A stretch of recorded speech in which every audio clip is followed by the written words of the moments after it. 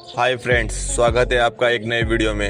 यज्ञोपवीत, जिसे नॉर्मल भाषा में जनेऊ कहा जाता है। आजकल के इस मॉडर्न जमाने के लोग यज्ञोपवीत को जानते ही नहीं हैं और ना ही उन्हें इसकी शक्ति का अंदाजा है।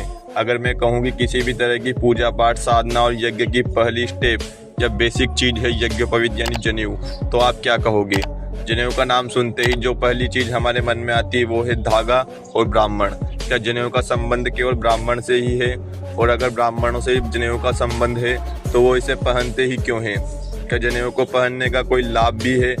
जनेऊ हिंदुओं की वो पहचान है जिसमें नीति का सारा सार जोड़ दिया गया है। कहने का मतलब है कि जैसे कि कागज पर कोई बहुत ही गहरा ज्ञान लिख दिया गया हो, जिस तरह जनेऊ के इन 9 धागों में जीवन का सारा मार्ग समाविष्ट कर दिया गया है। तो आखिर क्या है जनेऊ और इसका असली अर्थ क्या है? ऐसा क्या संबंध है इसकी हमारी हिंदू संस्कृति से? जानेंगे आज के इस वीडियो में।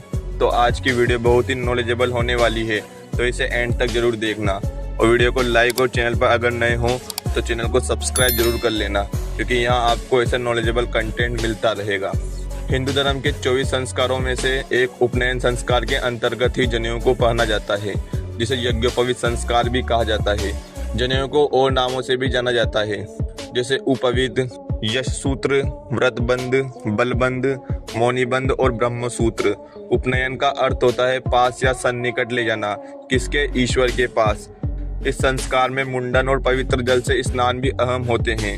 जनेऊ 3 धागों वाला सूत से बना पवित्र धागा होता है, जिसे व्यक्ति बाएं कंधे के ऊपर तथा दाएं भुजा के नीचे पहनता है, जैसा कि आप इमेजेस में देख सकते हैं।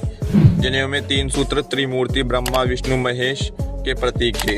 इसके अलावा यह देव ऋण, पितृ ऋण और ऋषि ऋण और 3 गुणों सद्गुण, रजगुण और तम गुण के भी प्रतीक है। जनेऊ के इन 3 धागों में 3-3 धागे या 3 तार होते हैं, अतः कुल धागों की संख्या 9 होती है, जो 3-3 के समूह में होती है। इनमें से 1 मुख, 2 नलिका, 2 आंखें, 2 कान, मल और मूत्र के 2 द्वार मिलाकर कुल 9 होते हैं, जिसका मतलब है कि हमें मुख से अच्छा बोलें और खाएं, आंखों और कानों से अच्छा देखें और अच्छा सुने।